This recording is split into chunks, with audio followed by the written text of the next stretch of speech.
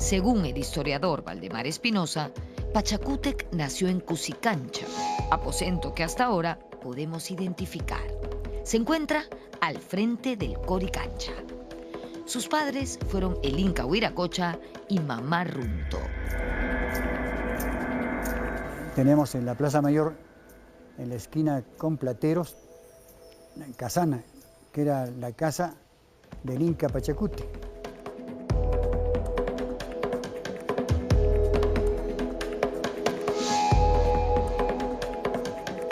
Tuvo los dotes para ser un gran gobernante, inteligente, visión, no tenía libros, pero sin embargo tenía unas concepciones muy lúcidas sobre lo que es el Estado, el ejército, la política, el pueblo, el bienestar, seguramente recordando e inspirándose en un imperio anterior que recibe el nombre de Puquina, que los arqueólogos le pusieron el nombre de Tiahuanaco, y lo que hizo es restaurar las glorias andinas de la época de Puquina, de 300, 400 años antes.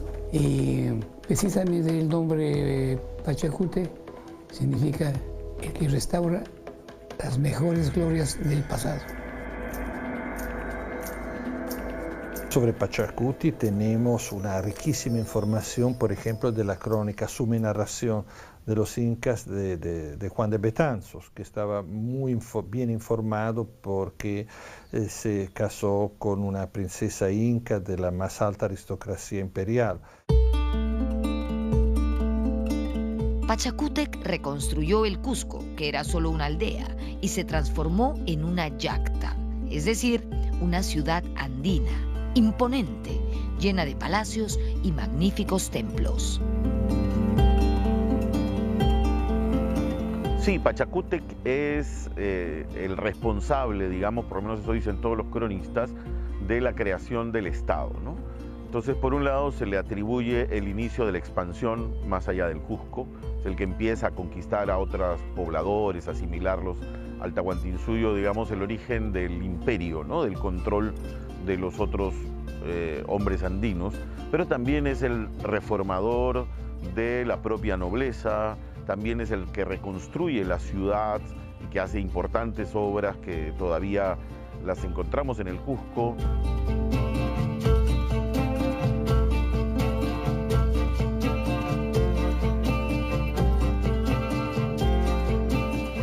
Este es el templo del Coricancha, situado en el Urincusco, es decir, en la parte baja del Cusco.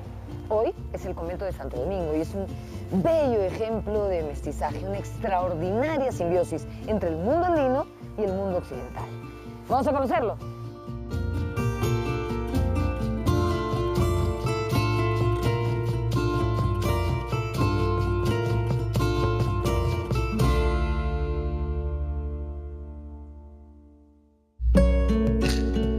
De acuerdo a los cronistas, fue el Inca Pachacútec quien reconstruyó el antiguo Templo del Sol, denominado Inti Cancha, recinto del sol. Él mandó a colocar adornos de oro y de plata, haciendo que el nombre del templo cambiara a Coricancha, recinto del oro. Pachacútec ordenó que el sol ocupara el sitio principal, con la representación de Huiracocha a la derecha. Así, el sol se convirtió en el objeto principal de culto del Tahuantinsuyo.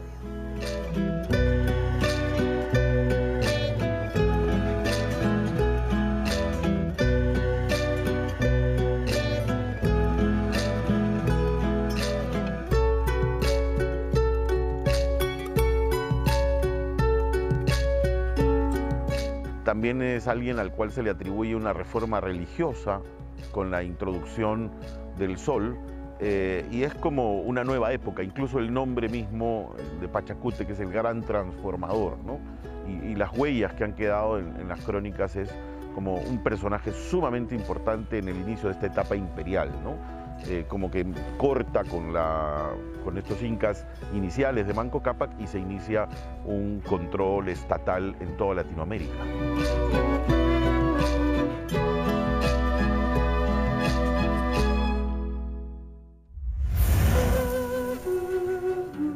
Una de las obras atribuidas al Inca Pachacútec es Machu Picchu, una majestuosa yacta que tardó muchos años en levantarse y donde se aplicó el eficiente sistema incaico de trabajo por turnos. Todos los hombres del Tahuantinsuyo trabajaron ahí por turnos de 2 meses o 3 meses. Esa es la meta, el turno, que la gente trabajaba con gusto, porque le daban comida, le daban vestido y mucha chicha, que es lo que más le gusta al habitante andino. Y era una ciudad pequeña, Machu Picchu, era a lo más 80, 90 mil habitantes, quizás 50 mil habitantes continuos, pero con todas sus comodidades. Cada habitante estaba asegurado con 70 litros de agua por día, almacenes con alimentación. Y además Machu Picchu no era la capital de nada, no era la capital de Vilcabamba, la capital del Perú, nada. Era simplemente un centro urbano para refugiarse, para salvarse ahí en caso de que hubiera una invasión inoportuna, inesperada, poderosa, que hiciera polvo añicos a los incas del Cusco. Entonces ahí la clase dominante dirigente tenía dónde ir y salvarse, ¿no? Era una ciudad de refugio. Bueno, hay muchos mitos sobre Machu Picchu. Algunos dicen que es el Vilcabamba de los incas, donde se fueron cuando la conquista empieza a tener a los incas la necesidad de refugiarse, ¿no? Es un centro ceremonial incaico sumamente importante, donde hay producción de maíz, donde está la presencia de las collas. Es un centro cuya, digamos, naturaleza es claramente de propiedad de la élite de los incas, ¿no?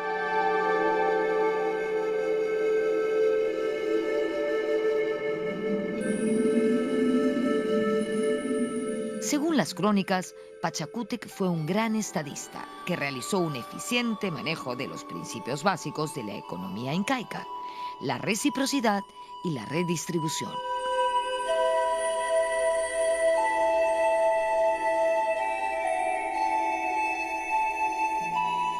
Tuvo acceso a 2 grandes recursos. Tuvo una zona riquísima de camélidos, de rebaños, que era una riqueza enorme para los andinos en el altiplano, porque todos los tejidos se hacen con fibra de camélido, o en gran parte se hace con fibra de camélido. Entonces, y los tejidos tenían una extraordinaria importancia en el mundo andino. Servían como para los intercambios, para los dones, para establecer la reciprocidad, para la redistribución, para las ceremonias, para los soldados, para todo, para las ceremonias mortuarias, por supuesto. Y del otro lado, el Valle del Mantaro le asegura una producción enorme de maíz, que tenía ya bastante buena en el Valle Sagrado, pero que evidentemente el Valle del Mantaro es muy grande y lo transformano en una especie de granero del imperio. Efectivamente, las conquistas de Pachacútec permitieron el crecimiento del imperio, basado en un ejército disciplinado y poderoso y una burocracia estatal cada vez más profesional. Pachacuti, de toda manera, fue según la tradición y narraciones incas, fue un gran organizador. Fundamentalmente llegó a conquistar 2 zonas. Una es el altiplano, sobre todo la zona de Puno y alrededores, la zona del altiplano, y de la otra parte llegó al Valle del Mantaro. Transformó lo que era un pequeño, mediano señorío regional, que probablemente tenía sus raíces hasta el 1200 o por ahí, lo transformó, en 1200 después de Cristo, lo transformó en un reino bastante andino, bastante poderoso, también si todavía relativamente limitado territorialmente.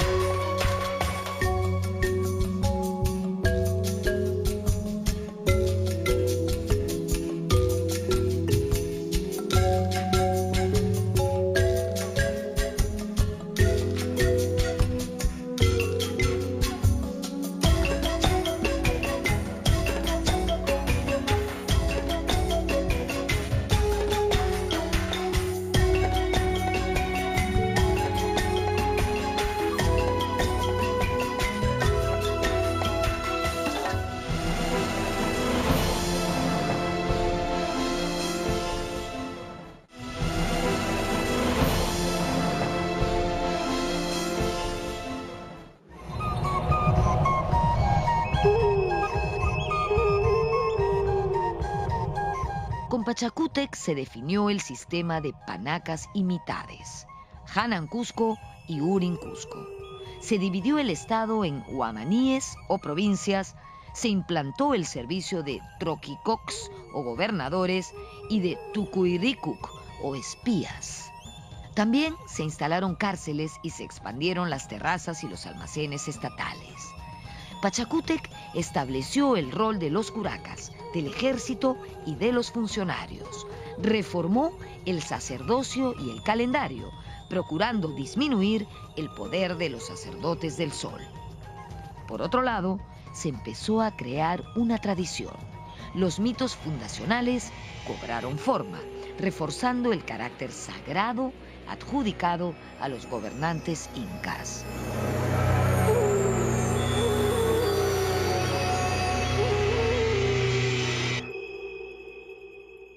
Crea, por ejemplo, según la tradición, la regalidad sagrada, que es importante. Es decir, antes de Pachacuti el Inca no se casaba prioritariamente con la hermana. Pachacuti hace casar a su hijo, Tupac Yupanqui, con la hermana. De ahí empieza, por ejemplo, y miles de otras cosas. Pachacútec logró someter a etnias ubicadas en Ica y Lima y envió una expedición al Collao, región que luego constituiría el Colla Suyo. A diferencia de Europa, donde el primogénito sucedía al rey, en el Tahuantinsuyo los gobernantes incas escogían a uno de sus hijos para que tomasen el mando. En el Incario existía un periodo de correinado que servía de prueba o preparación para el sucesor. La sucesión incaica es un tema bien complejo porque no es que se inventa el gobernante, ¿no? El nuevo gobernante no lo empiezan a buscar cuando el Inca se muere, sino más bien es un proceso que empieza en la vida del propio gobernante, donde van probando a los distintos candidatos o a los distintos posibles incas dentro del rango de la nobleza, ¿no? Entonces, cuando está un inca en el gobierno, los jóvenes aspirantes a gobernantes son enviados a la guerra, son enviados a hacer construcciones, son enviados a hacer alianzas y si las alianzas no funcionan, pues a realizar conquistas. Algunos regresan muertos, otros regresan fracasados, pero finalmente hay uno que empieza a tener éxito en todas estas campañas y es elegido como el sucesor, ¿no? De manera que cuando muere el Inca, la transición ya es un trámite, ¿no? Cuando Pachacútec tenía 60 años de edad y 30 de gobernante, escogió a su hijo Amaru Yupanqui para sucederlo. Durante el correinado, Amaru Yupanqui no demostró las virtudes militares necesarias para asumir el trono, así que no tardó en ser reemplazado por su hermano, Tupac Yupanqui. El correinado entre Pachacútec y Tupac Yupanqui significó una etapa de expansión y esplendor del Tahuantinsuyo. El joven Tupac Yupanqui resultó un extraordinario guerrero que conquistó vastas regiones, desde la costa norte hasta la selva en Chachapoyas.